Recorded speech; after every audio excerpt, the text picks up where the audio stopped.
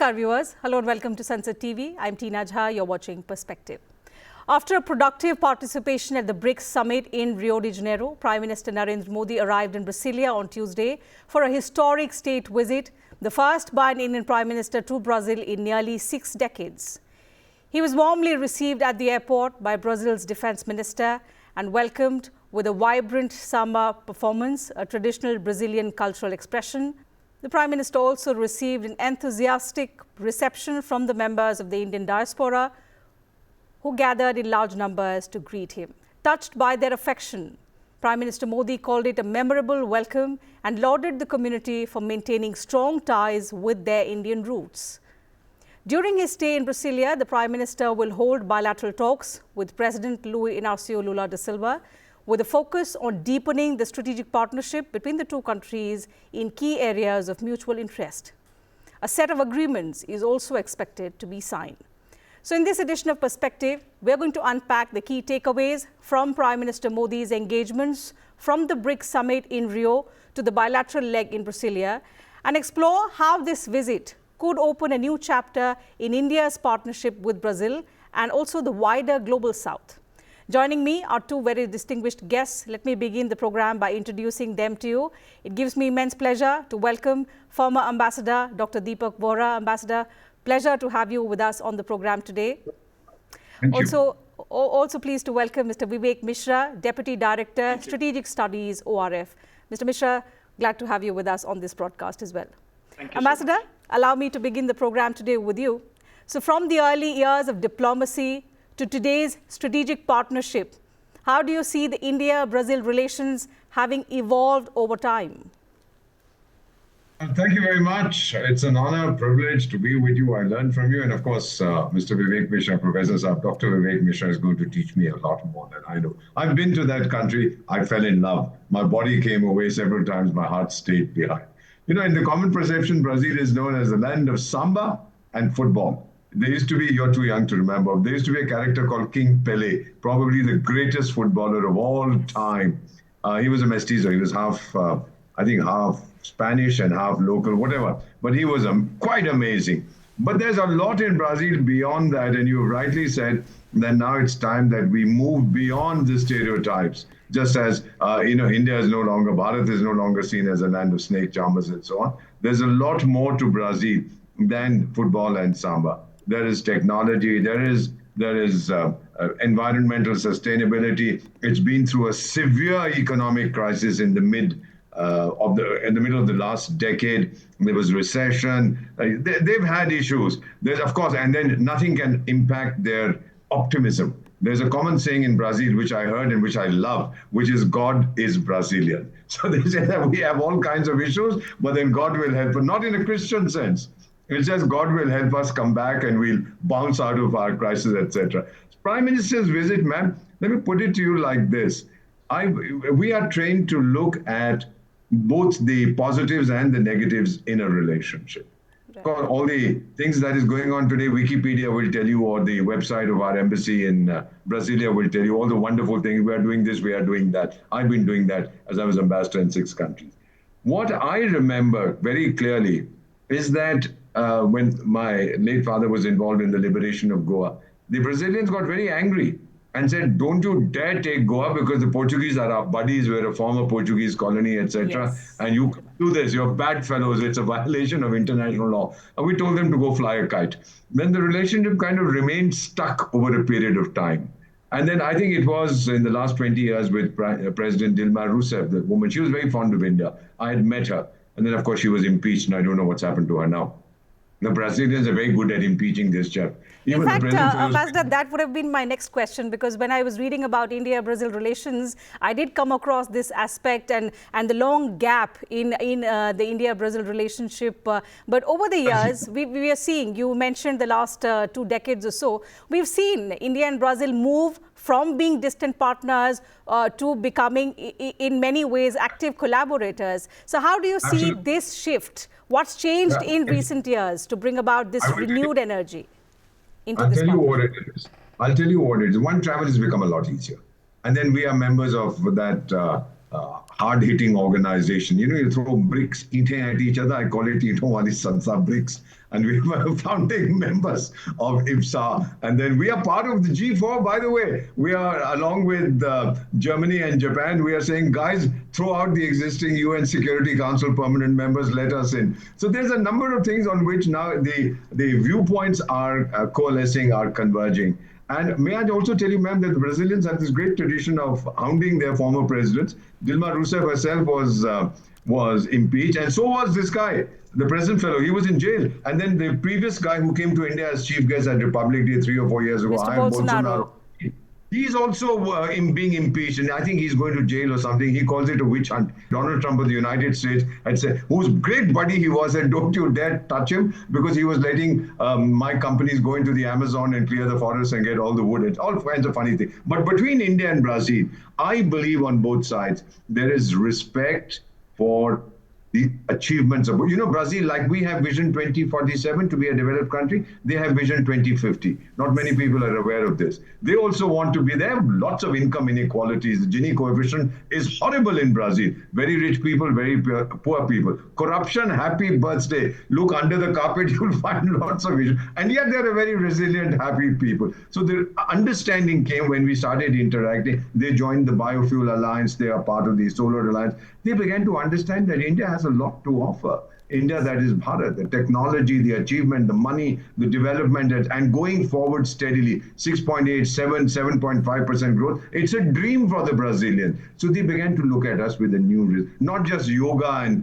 and cinema, but beyond that to hardcore economics. And we similarly said, these guys are very good in petroleum, they're very good in this, that, and the other, space technology, let's move forward. And then one thing, ma'am, I'll conclude, Professor Mishra will tell you much more. Both of us have a very healthy distrust of a country. You've heard the name. The president is a chap called Tingling, Dingling, Ping Pong or something. It's called China. The Brazilians don't like the Belt and Road Initiative. Neither do we. They don't want to be anything to. May I tell you something? In 2020, when I went there, 2021, when the Chinese virus was ravaging the world, I saw in Brazil, outside the Chinese embassy, Professor Mishra, there were demonstrators carrying placards saying, China lied, people died.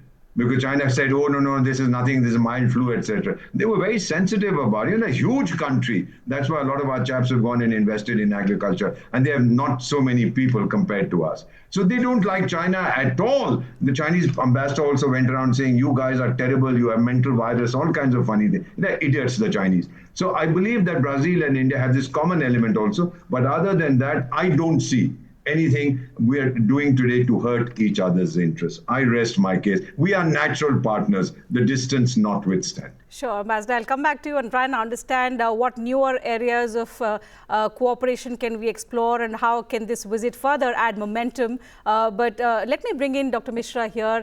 Dr. Mishra, Ambassador spoke a lot about how perhaps our approach and our convergence in many areas has changed in recent years. But in terms of strategic thinking, regional outreach, how do you think, how has India's approach to Brazil, also in the larger context, also to Latin America, more broadly changed in recent years, and especially under Prime Minister Modi? Are we seeing a more intentional pivot to engage with this part of the world? Thank you for having me. And, everything that was so eloquently laid out by Ambassador Bora, I think let me at the outset put across a few points and reiterate, in fact, some of the points that have been mentioned. One is, of course, that the tyranny of geography, as was said, has been removed. And, travel has become easy. There's more people-to-people contact. There's more cultural contact as a result and as a consequence of that. Second, Brazil is one of the largest country in the continent. And just on the backyard, you have the United States, which has a different policy towards Latin America, historically has had. And President Lula, of course, positions himself on a certain spectrum of politics, and therefore has differences with the United States, and therefore is a natural coalition for him to settle in BRICS and take that leadership further. So I think from the point of economics, you have seen a revivalism in the India-Brazil Connect from the point of leadership in both countries, but particularly from a consistent policy outlook since 2014 under this government. So you've seen a consistency in that policy. Economic relationship, of course, you've seen new elements being added. Recently, we've come across the fact that Brasilia has shown interest in the Akash air defense systems, and which was, of course, as a result of the conflict between India and Pakistan. So we've seen new elements emerge. From a geopolitical perspective, India, not just Brazil, but I think the whole LATAM region has seen a new engagement from India's perspective. The lithium triangle below Brazil or in Brazil, we've seen a different kind of engagement in the past few years. Bilateral trade with Brazil has reached almost 15 billion two-way, and that's compared to just a few years back. I think that's a huge development in terms of how the two countries look at each other. And just look at the number of, I think, the parliamentary delegations and otherwise have those that have visited between the countries. I mean, it has seen a huge spike in that sense as well. And lastly, I think from the perspective of geopolitical positioning from the global south, we have seen a southern arc connecting India with countries, and there's been a conscious diplomacy to engage countries and link on the spectrum of ideas, on the spectrum of global issues such as the G4, you have the UNSC membership, etc. Combining, linking in India with Brazil and similar countries across the board. If you look at the BRICS statement, the emphasis on the WTO rules clearly will tell you where we are headed and what we intend as a bilateral unit. Because there's a clear enunciation of the idea that we are all signatories of the WTO, and what is happening in certain countries, including in the United States. I mean, they don't mention it, but it's obvious in terms of the tariff policies of President Trump. There's a clear aligning of ideas on that, and based on global values and things rules and regulations that both countries have signed on. And it is basically now asking the countries which are signaling that they will flout the WTO rules to be on the track and not go off rails. So I think there is, and therefore you see a natural rejection of those ideas. And President Trump said that there will be an imposition of 10% tariff on countries of BRICS if they go beyond the mandate set by the United States. So I think there is a clear tingling that is felt by the United States from this behemoth that is emerging in the global south, which is BRICS. Absolutely. So we do expect that this visit of the Prime Minister will explore newer areas of cooperation. It will go beyond the traditional areas of cooperation that have existed over the last few decades. But since you mentioned the aspect of global governance, the ambassador did refer to India and Brazil both being part of the G4. Ambassador, so because the BRICS Summit has just concluded and reforms in global governance was categorically put out there in the BRICS declaration as well, we want the reforms to happen because that's something that we've been speaking about for several decades, and now it's no longer about representation alone. It's about the credibility of these global institutions. Now, coming right after the BRICS Summit, how do you see that momentum being carried forward in this important bilateral visit of the Prime Minister, where once again it'll be Prime Minister meeting the Brazilian President? Professor Mishra has expressed it very well, and of course you have put it across so beautifully. Ma'am, let me just put it to you like this. The global governance, the global institutions, there's a racket in New York. I don't know if you've heard of it. It used to be called the United Nations. I don't know if it's still alive. It's 80 years young now. Completely useless. Doesn't do anything except make speeches and go to sleep. And there's a Secretary General there who wasn't even invited, I think, to go to the BRICS Summit. He showed up at the G20 in Kazan, Russia, and then that idiot Beginsky, the Ukrainian, said, "You've come, I'm going to put sanctions on the United Nations." We had funny things like this going on our planet. Essentially, what both leaders are saying is that the international architecture after the Second World War, uski expiry date ki bhi expiry date khatam ho gayi hai. I mean, everything is over. Go away, go home. We have to build a new world, and you are not letting that new world order emerge. The old one refuses to rise. So the cooperation between the two is going to be crucial. Whether G4 manages to throw out the 5 corrupts who are sitting as permanent members of the Security Council, I work, by the way, in that racket in New York, so I know what it's like. I can tell you, if we were to, Professor, if we were to kick out all the diplomats like me and convert it into a nightclub, it will do more for global harmony than it is doing at the moment. But nevertheless, ma'am, if we come together, when we talk of global governance, we are the 2 big fellows. We are the big fellow whom the world trusts, whom the world respects. Brazil, on the other hand, is a big fellow who's emerging. And when we get together, Germany has certain issues. Japan has certain issues with Southeast Asia dating to the Second World War, etc. Nevertheless, India and Brazil don't. And if we had a G2 instead of the G4, we probably have a better chance of getting in, except that your neighbor, Atankistan, will keep screaming and yelling and shouting, etc. But I have a feeling that this thing about global governance is going to be the focus, not just of BRICS, but also of the global South. But they want to be heard.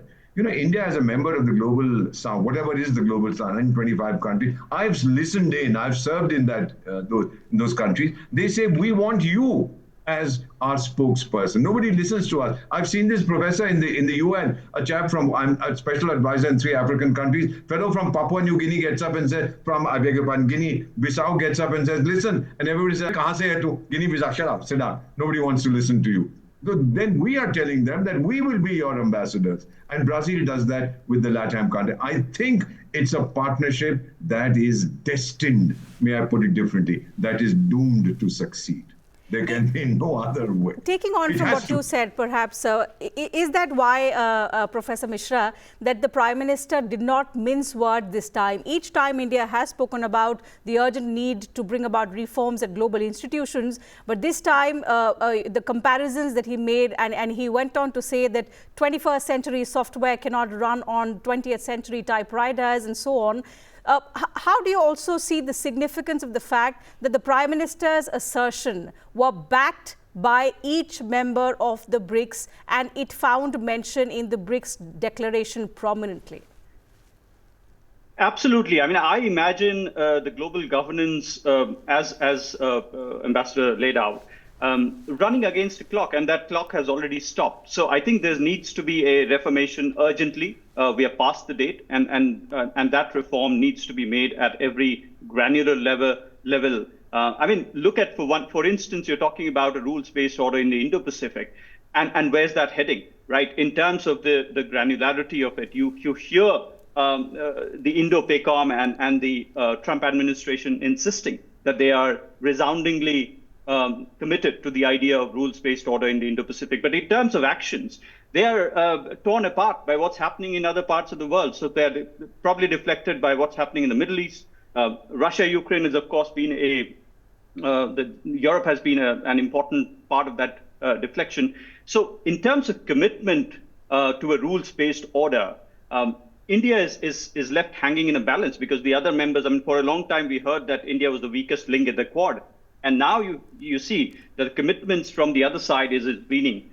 Therefore, on the rules-based, the other aspect of the rules-based order is the global South, and there you see, the reform of the institutions that have been running for so long, and therefore you see it, the pressure at the heels of these organizations. You see the expansion of BRICS, and the nature of expansion of it. You have seen Iran and Ethiopia, UAE, all of these countries. Some of these countries are joined at the hip with the United States in terms of economy and the broader West. So there is an inherent dichotomy that is emerging in the ask of the rules-based order, and that pressure is being felt by the West. And in many ways, the West has to sort of work its way around through its tensions in the transatlantic ties in terms of repositioning by Europe as compared to the United States, a different repositioning by Europe as compared to the United States. For example, they might see a reform in their own relations with China, and how that might go ahead remains a question. So I think for India, the emphasis by Prime Minister is more than timely, and I think it only lays down the urgency of the reform that not just the United Nations needs as an organization, but I think a whole lot of others other organizations need as well. And therefore, this action-oriented approach from these institutions, whereby be it in the form of expansion, be it in the form of joint statements, now reflect a scream at the face of the existing institutions.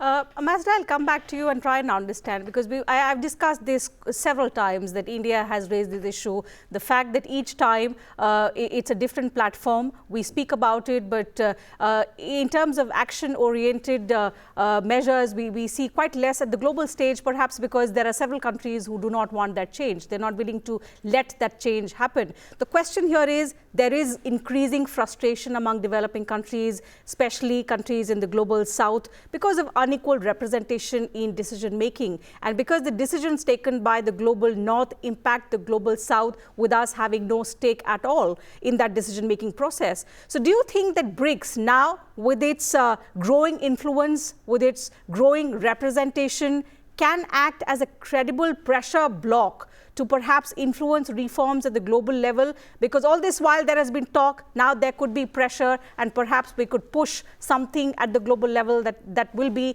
in favor of these developing countries? You're so right. You know that Trump is terrified of BRICS. By the way, the GDP of BRICS, I believe, Professor Mishra, please correct me, is more, the combined GDP is more than that of the United States and of the European Union. Yes. So it's growing. That's where the future is. Power is shifting from the west to the east, from the developed to the developing world. We keep talking about it because it's extremely important that it's not lost sight of. And when we keep talking about it and the world is looking at BRICS, a lot of countries are joining, they feel that they want to be part of the process of change. Why do all these fellows want to say, BRICS mein mujhe le lo, mujhe le lo, mujhe le lo? Because I want to be there. I want to make my contribution to a more equitable world. The present system is not equitable at all. Ma'am, I've served. I understand what it is.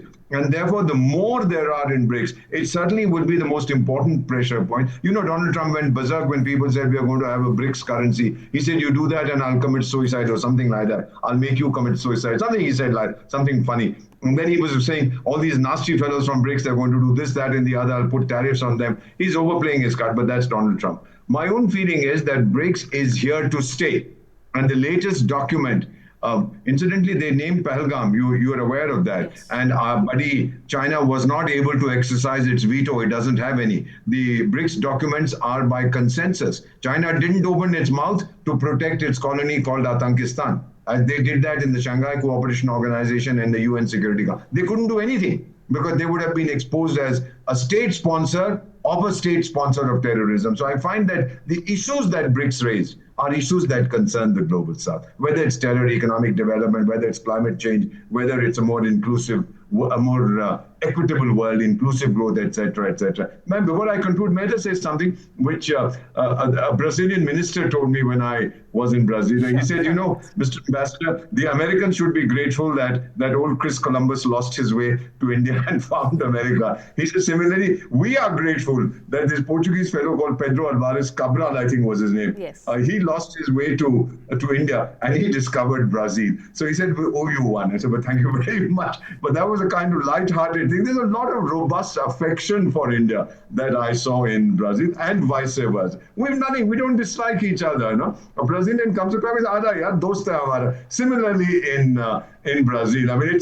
it's just the groundwork is all there. And now through organizations like IPSA or like BRICS, or G20, we will be a pressure point. Partnership between India and Brazil, ma'am, is only going to grow in importance. Certainly, and with the way our relationship has evolved in recent years, there's growing sense that India and Brazil are ready to move from that symbolic friendship to add more strategic depth. Perhaps this visit is going to add another dimension of depth that we've spoken about. But coming back to the focus of this discussion, Professor, and I ask you this because this state visit of the Prime Minister to Brazil happens just after the BRICS Summit.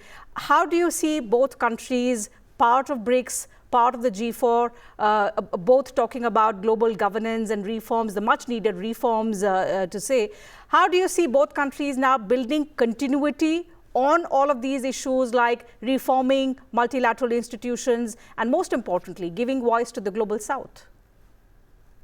Yeah, so on one side, we talk about the fractures of the world, the ongoing wars, the fracture in the global order. I think what that has done in a way to the global South, etc., to the global South countries and the whole axis, is provide a momentum and a push, a shove, which actually has galvanized some of these urgencies. So now, more than ever before, we feel the need to push at these ideas more urgently. I think that therefore this visit is very timely in the sense that, yes, the fact that there are fractures in the world, but what can we do about it? And I think that solution-oriented approach is something that is represented in the BRICS at this moment. Can you work around the difficulties of the tariff? If some of these big economies, Brazil, India, and other members of the BRICS band together, of course you can circumvent, and they're already thinking. So, for example, since the wars have started in Europe and the Middle East, China and Russia are already, doing the bilateral currency exchange, and therefore the concern in Washington about de-dollarization. Now, India has made its position clear on de-dollarization, but I think if these fractures become wider and gaping, then I think some of these urgencies will feed into India's own needs, and therefore this only reflects the importance of the timing of some of these developments. Second, I think there is a natural